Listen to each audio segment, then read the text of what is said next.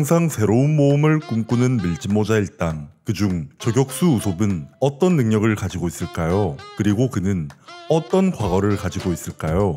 쥐남의 원피스 이야기 특별편 밀짚모자 일당 저격수 우솝편 지금 바로 시작합니다.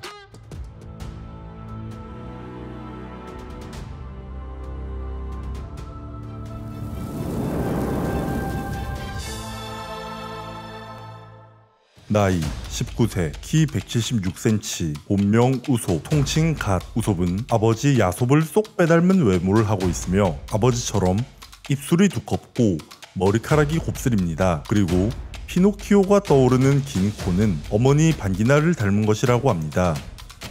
일부에서 우솝은 마른 체형의 복장은 갈색의 멜빵 바지를 입고 있으며 배에는 흰 천을 두르고 있었고 파란색과 흰색 줄무늬 손수건을 왼팔에 착용하고 머리에는 올리브색 체크무늬 손수건과 적용용 고글을 착용했습니다. 또한 모든 도구를 보관하는 노란색 가방을 가지고 다녔습니다. 2부에 들어서는 순간 엄청난 비만이 되기도 했지만 루피의 소식을 듣고 다이어트를 성공하게 됐고 근육질 몸매로 변신했습니다. 그리고 주로 옷은 벌룬핏 바지에 멜빵을 착용하고 일부의 가방보다 조금 더 큰 가방을 들고 다니며 다른 인물들과 동일하게 에피소드별로 다양한 복장을 보여주었습니다.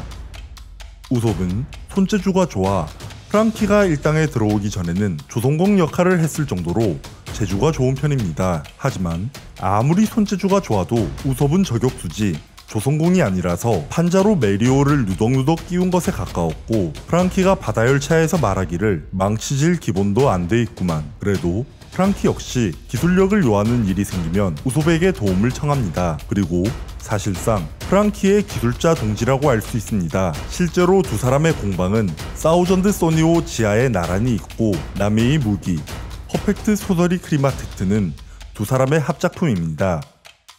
그리고 예술이나 발명에도 재능을 발휘했습니다. 루피가 생각해낸 밀짚모자 일당의 졸리 로저를 지금의 깔끔한 디자인으로 완성시킨 사람이 우솝이며 그림만 잘 그리는 게 아니라 요리도 어느 정도 실력을 가지고 있으며 나미, 상디, 로빈과 함께 밀짚모자 일당에서 요리를 제대로 할 수 있는 4명 중 1명입니다. 그리고 로빈과 더불어 일당의 미용사로서 동료들의 머리카락을 솜씨 좋게 잘라준다고 합니다. 그리고 짬이 날 때마다 새로운 무기의 발명과 개량에 열중합니다. 투구, 검은 투구, 우솝 파운드, 화약성과 화염성을 비롯한 각종 탄환 모두 우솝의 수제품이며 계란성은 가게에서 사는 거지만 우솝의 무기 중에서 그의 발명품이 아닌 것은 다이얼밖에 없습니다.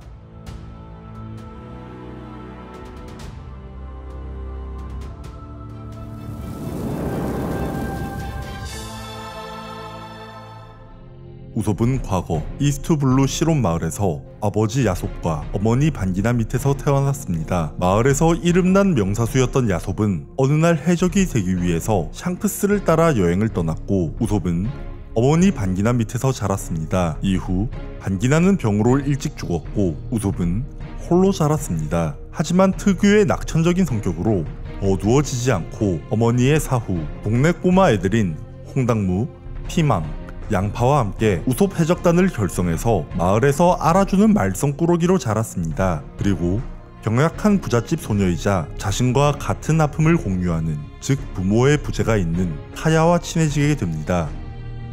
우솝은 실온마을에서 우솝 해적단을 이끌면서 매일 아침 해적이 쳐들어왔다고 거짓말을 하고 부잣집 아가씨 카야에게 모험담을 들려주는 일상을 낙으로 삼으며 살아가던 도중 동료와 배를 구하던 몽키디 루피, 롤로노와 조로, 나미가 마을에 찾아오면서 인생의 전환점을 맞게 됩니다. 처음에 섬에 상륙한 루피 일행을 혼내주려고 이곳저곳 걸어놓은 우솝 해적단의 해적기를 보여주며 자신의 주특기인 거짓말로 속여보려 했지만 금세 들켜버리자 새 총을 겨냥했지만 루피가 무기를 든 이상 목숨을 걸어라, 그건 함부로 들 게 아니다 라는 협박에 지레 겁을 먹어버렸습니다. 그래도 루피가 딱히 해칠 생각은 없었고 성격이 맞아서 빠르게 친해졌습니다. 하지만 큰 배를 구하려고 했던 루피 일당이 배를 달라고 부탁하겠답시고 부탁대고 카야의 집에 쳐들어가는 바람에 이를 카야의 집사 클레아들에게 들키게 되는데 이때 클레아들로부터 아버지의 자랑인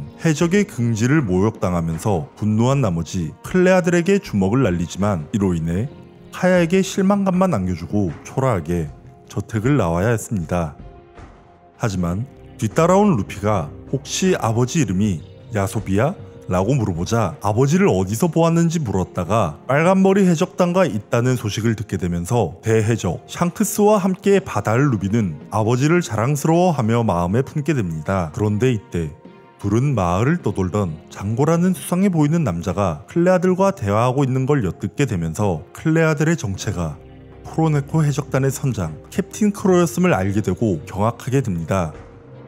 둘에게 비밀을 들켜버린 크로는 즉각 장고를 시켜 루피에게 최면수를 걸어 절벽에서 떨어뜨려 버렸지만 우손만은 그대로 내버려 뒀는데 이유는 크로는 현재 마을에서 명망 높은 카야 아가씨의 집사인 클레아들로서 마을 사람들의 칭송을 받고 있는 것에 반해 우솝은 모두가 싫어하는 해적의 아들인데다 매일같이 거짓말이나 해대는 거짓말쟁이니 아무리 진실을 외친다 해도 믿어줄 사람이 없을 것이 뻔했기 때문이었죠. 우솝을 막대하는 것에 가끔 실망할 때가 있긴 했어도 클레아들을 전적으로 신뢰했던 카야는 아무리 네 거짓 모험담이 재미있었다 해도 이런 거짓말에 속지 않는다며 우솝에게 크게 실망하고 우솝 해적단 꼬마들마저 등을 돌려버리며 결국 우솝은 카야의 원로 집사 메리가 카야를 보호하려고 쏜 총에 손목 부상을 입은 데다 소문을 듣고 이번에야말로 가만 안 두겠다며 달려드는 마을 사람들을 피해 마을에서 허무하게 쫓겨나야 했습니다.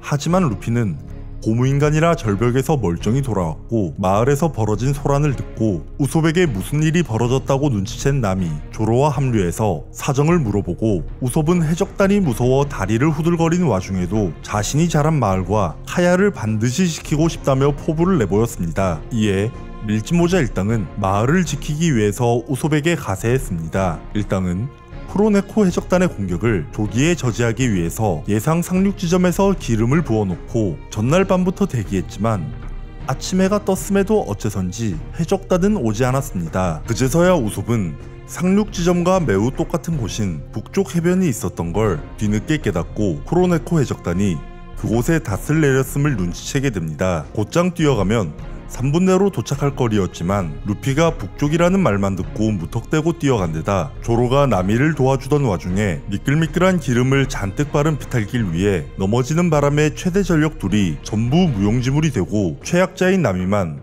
곁에 남은 상황이 되었죠. 그래도 우솝은 나미와 북쪽 해안가에 상륙한 쿠로네코 해적단을 저지하려고 쐐기 함정을 던지는 등 갖은 수를 썼지만 우솝은 결국 장고에게 피떡이 되도록 얻어맞고 쓰러지고 맙니다.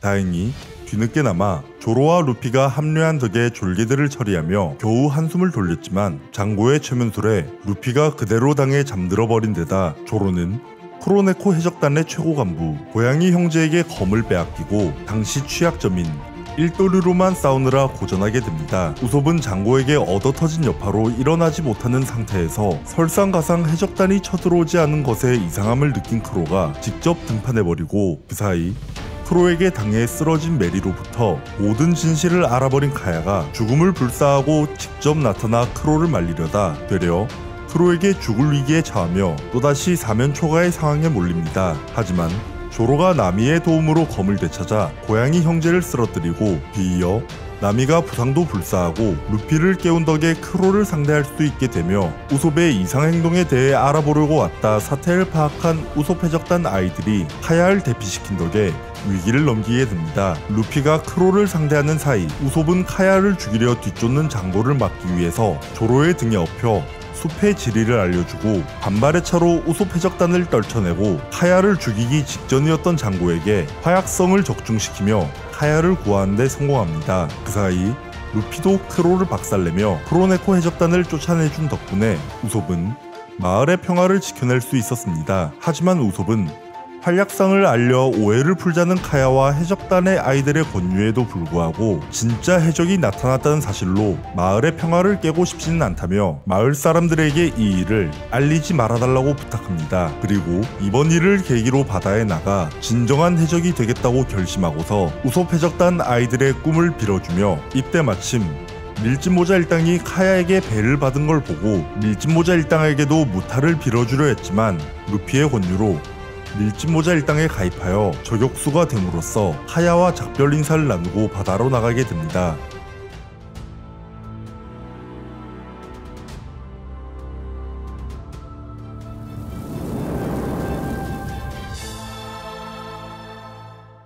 우솝은 밀짚모자 일당의 저격수로 개미 미간도 맞춘다는 사왕 빨간머리 해적단의 저격수 추격자 야솝에서 물려받은 뛰어난 사격 실력을 자랑합니다. 고작 세 총으로 수백 미터 떨어진 목표물을 정확하게 명중시키며 NES 로비에서 로빈 탈환 작전에 저격왕으로 참가했을 때 총탄이 도달하지 않는 거리에서 바람까지 부는데 투구로 스펜담을 포함해 로빈을 에워싸고 있었던 해병들을 모조리 명중시켰습니다. 드레스로자에서는 육안으로 겨우 확인이 가능한 거리에서 벽 너머에 있는 돈키호테 패밀리의 특별 간부 슈거를 폭약으로 이용해 궤도 수정까지 해가며 기어코 맞추었습니다. 그리고 세총 말고도 대포 같은 원거리 병기를 전반적으로 능숙하게 다루기 때문에 밀짚모자 일당의 포수를 겸하고 있습니다. 막 일당에 합류했을 때 난생 처음 만져본 대포로 멀리 떨어져 있는 암초를 정확하게 명중시켰고, 알라바스타 왕국에서는 검은 감옥 히나가 이끄는 검은 감옥 부대의 명물 흑장의 진을 대포 두 방으로 무너뜨렸습니다. 배가 사우전드 써니호로 바뀐 지금도 포수 역할은 여전합니다. 써니호의 최종 병기 어흥포로 철가면 두 발의 날치 라이더지의 대부분을 쓰러뜨렸습니다. 우솝이 어흥포를 쏜 건 이때가 처음이었고, 그 전에 어흥포의 존재 자체를 몰랐음에도 불구하고 듀발의 날치 라이더지의 대부분을 쓰러뜨렸습니다. 그리고 저격수답게 날카로운 시력을 가지고 있습니다. 동료들보다 먼저 적을 캐치하는 장면이 종종 나왔습니다. 예를 들어 스릴러 바크에서 오즈와 싸웠을 때 게코모리아의 존재를 가장 먼저 눈치챘고, 또한 펑크 하자드에서는 조로와 투닥거리는 와중에 인면조를 목격했습니다. 그리고 관찰력도 좋아서 밀짚모자 일당에 합류하기 전에 쿠로네코 해적단과 싸웠을 때 울창한 숲속에서 장고에게 붙잡혀있는 카야를 순식간에 발견했습니다. 그리고 정상전쟁이 끝난 뒤 루피가 보낸 메시지 3D2Y도 곧바로 알아채기도 했습니다. 여담으로 우솝은 주인공 루피와 결투를 하기도 했는데, 워터7에서 메리오의 거치 문제를 두고 벌어진 루피와 우솝 간의 결투는 우솝은 저격수라는 포지션에 근접 전투에 취약했던 것에 비해서 트리키한 전략에 임팩트 다이얼까지 써서 물론 결과적으로 패배를 했지만 근접전 강자인 루피에게 제법 유효타를 먹이긴 했습니다.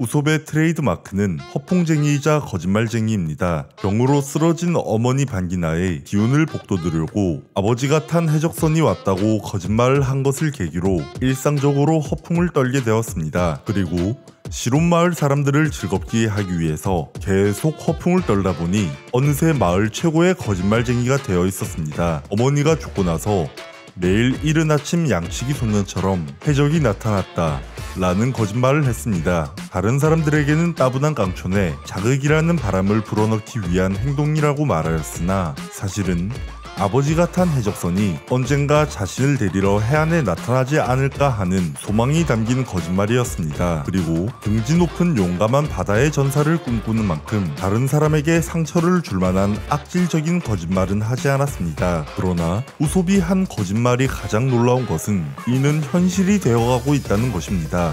해적이 되고 나서 카야에게 들려주었던 모험담을 비롯해 별 생각 없이 날린 거짓말들이 세부적인 내용은 조금씩 다르지만 사실로 확인되거나 실제로 일어나고 있습니다. 첫 번째, 해적이 왔다. 밀짚모자 일당이 시론마을에 나타났고 쿠로네코 해적단이 쳐들어오면서 해적이 습격해온다는 말은 진실이 되었습니다. 두 번째, 거대한 금붕어의 배설물을 육지라고 생각하고 상륙했다. 위대한 항로에는 정말로 아무것도 없는 섬이 존재하는데, 이 정체는 리틀 가든 인근에 서식하는 거대한 금붕어 아일랜드 몬스터의 배설물이었습니다. 그리고 거병 해적단 선장 도리와 브로기는 정말로 아일랜드 몬스터의 배설물을 미지의 대륙으로 착각하고 모험한 적이 있습니다. 세 번째, 거대한 금붕어를 토막내 소인족의 나라로 가져가서 소인족의 영웅이 되었다. 드레스로자에서 금붕어는 아니지만 거대한 물고기 수어를 식량으로 사용하는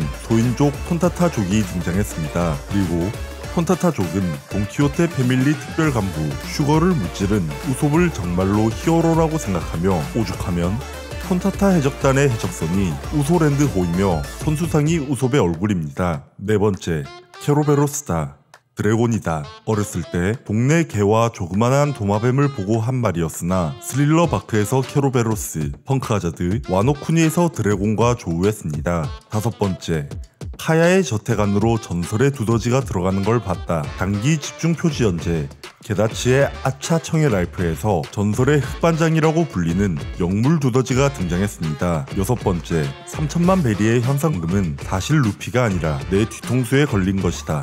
NES 로비 결전 이후 저교왕의 이름으로 정말로 3천만 베리의 현상금이 걸렸습니다. 7번째, 우솝이 자신에게 8천명의 부하가 있다. 밀짚모자 일당 사나이 적단의 규모를 생각하면 이에 근접해가고 있긴 합니다. 우솝의 거짓말이 비록 완벽히 똑같지는 않지만 많이 비슷하게 흘러가는 모습을 보여주었는데요. 우솝은 이 외에도 다양한 거짓말을 냈지만 이 때문에 죽음을 추측하는 사람들도 있습니다. 섬에 들어가서 죽는 병, 외딴 섬에서 홀로 죽음을 맞게 된다 등 많은 추측들이 있지만 우솝의 거짓말은 모두 다 확실하게 맞아떨어진 경우는 없으므로 우솝의 죽음은 없지 않을까 생각해 봅니다.